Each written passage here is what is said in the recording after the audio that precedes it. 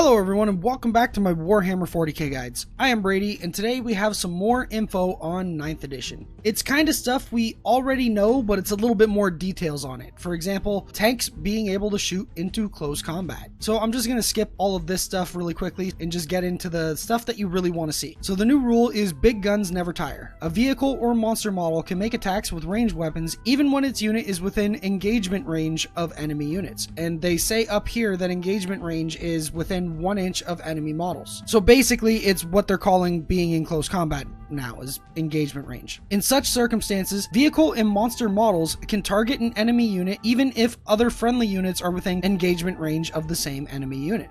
Note that if a vehicle or monster unit has more than one ranged weapon, you can still choose to target units that are not within engagement range of the firing model's unit, but they will only be able to make the attacks with that weapon if all enemy units within engagement range of the firing model's unit have been destroyed when you come to resolve those attacks.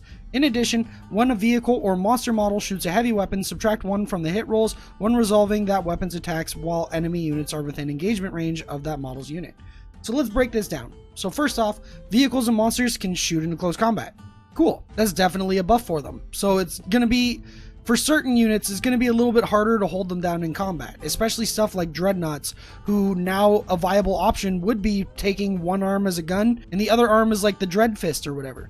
Because now even if you're tied up in close combat with like a horde or something, you still get to shoot your gun every shooting phase, and then you'll get to pound them with the fist in the close combat phase. So this is definitely a buff to stuff like dreadnoughts, Imperial Knights, Wraith Knights, basically any vehicle or monster that's good at shooting but also is good in close combat. They can also shoot out of combat if they're tied up in combat, but they have to be able to kill everything first that they're in combat with before they can shoot out. So with the way that this is worded, I believe that the order of shooting is going to remain the same as it is in 8th edition, where you pick the targets of all of your guns before you actually start rolling dice and resolving those attacks. So let's just say you have a Leman Russ, for example, and you have a battle cannon as your turret weapon, and for your 2 sponsons you have like 2 heavy flamers. Well, let's say you're only being tied up by like 2 gene stealers or something. So if you wanted to, you could pick the gene stealers as the target of your 2 heavy flamer sponsons, and then of course pick a better target for your battle cannon, assuming you're going to be able to kill those 2 gene stealers with those heavy flamers.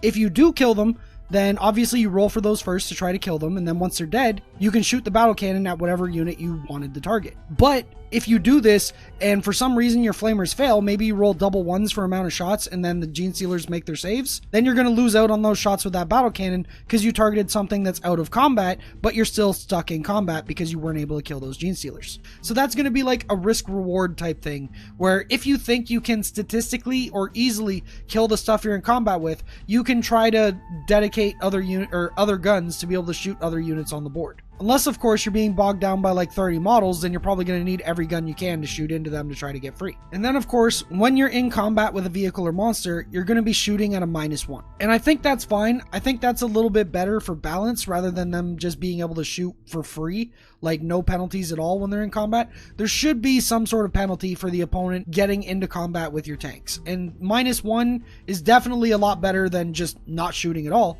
So I like this change. It does buff up vehicles and monsters, which arguably did need a buff, because there was a lot of armies that were just going like pure infantry spam, and there was only a very select few units in the game that were vehicles or monsters that were still getting used, at least in the regards of top level competitive lists. With that said, certain vehicles I think are going to get massive buffs from this. Stuff like Plagueburst Crawlers are definitely going to be better, because one thing that used to happen to Plagueburst Crawlers is an opponent would just like tar pit them with a bunch of infantry, and there wasn't much that the Plagueburst Crawlers could do. They would have to rely on like possessed behind them coming up to like charge the stuff to free the Plagueburst Crawlers. But now the Plagueburst Crawlers with their Plague Spitters can just flame away while in combat, so it's going to be really scary charging units that have flamers now.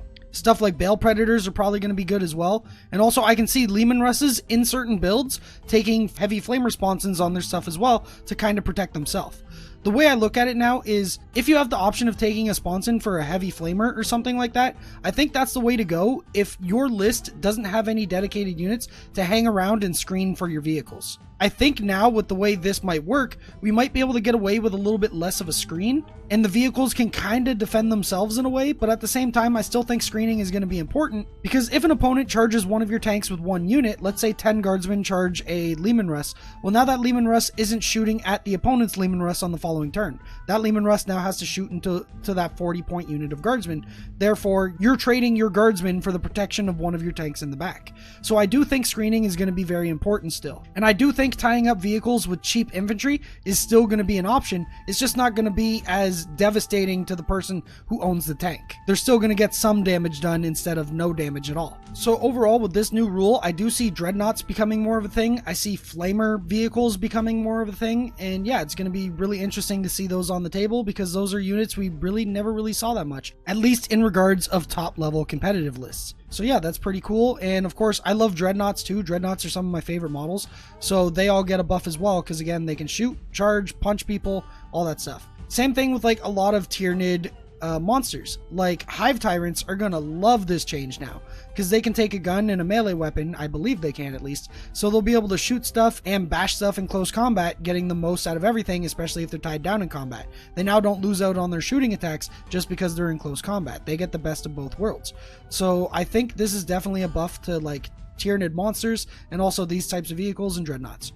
And then the last thing to talk about is the only thing in the game now that suffers -1 for moving and shooting with a heavy weapon is infantry. So this means bikes, jet bikes, vehicles, Titanic vehicles, monsters, all that stuff does not suffer -1 for moving and shooting now. So what this tells me is I think Games Workshop wants more of the shooting to be coming from like these type of units, and they want infantry to be more or less just the screen or the objective grabbers. Because again, in previous videos that I've went over, they've shown a couple of the missions, and in these new missions the way we capture objectives is different, and you have to like give up an action now in order to grab an objective. So you don't want a unit of like Centurions or a Leman Russ or a Baneblade sitting on top of an objective and have to give up its shooting in order to claim that objective.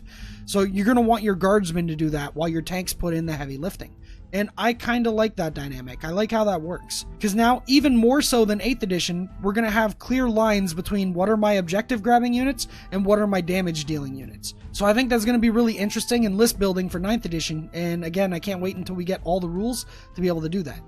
With that said, there are still going to be some infantry units that are going to be good with heavy weapons, like Ludas come to mind, Centurions come to mind, because Centurions don't have to suffer a penalty for moving just because of an innate ability that they have. And Ludas, they're always going to be good, because even if you do move them, you can still use the More Daka stratagem, which allows them to automatically hit on 5s no matter what. So basically it counts like as if they can move and shoot without a penalty anyways, and then they still get a ton of shots and are going to still kill stuff. So there are going to be certain infantry units that are still going to be able to use heavy weapons efficiently. So if anything, this rule doesn't take away stuff that was already played. It just adds in more units that didn't really see play all that much, which is good. I don't like it when Games Workshop removes options. I like it when they add options. And that's what these rules seem to be doing, is it's adding more options to the game, at least in my opinion. So overall, I'm all for these rules. I also still think there's tactical play when it comes to like holding vehicles in combat, because again, I kind of went over that previously, but you can still kind of force your opponent to shoot at your infantry unit that's tied up with that vehicle instead of shooting at one of your own vehicles. So tying up vehicles in close combat is still going to be a thing in my opinion, and it's still going to be a tactic people are going to use to win games, so that way they can force the opponent to shoot at certain units instead of other units. So overall, I like all these changes. I've liked every change that I've seen so far, and yeah, I really can't wait to get my hand on the new rule book and start playing some games for myself. And I guess that's going to be it for the video. If you enjoyed the video, don't forget to hit that like button and subscribe for more Warhammer 40k content like this. Make sure to also hit that bell icon so you're notified when I do upload new videos, because I will upload new videos every time Games Workshop releases some more information about 9th, because I'm super excited about it and I love talking about Warhammer. Also, if you enjoy what I do here on the channel and you find yourself coming back a lot, I would ask that you consider becoming a patron. Patreon is the main source of income for the channel, and it's what allows me to make videos like this. For as cheap as $5 a month, you can get a ton of rewards for being a patron, stuff like exclusive access to the Almost Pro Gaming Discord server, which has a great community of people and players that help each other out with tactics and list building, so it's a great place to help people hone their skills and get better at playing Warhammer 40k. We also do tabletop simulator tournaments every month. If that's something you'd be interested in as well, that's another reason to sign up. And yeah, if any of those rewards sound good to you, then consider signing up for that, or if you just want to help out the channel, it would be appreciated either way. With that said, thanks to all my past and current patrons. You guys and gals are awesome, and I love you all. Without you, the channel would not be where it's at today. And I'd like to also thank all of you viewers for watching my videos and enjoying my content. It's a lot of fun making these videos for you guys, and I'm glad that I get to do it every day. So thanks again, and I guess I'll see you guys in the next video. Happy wargaming.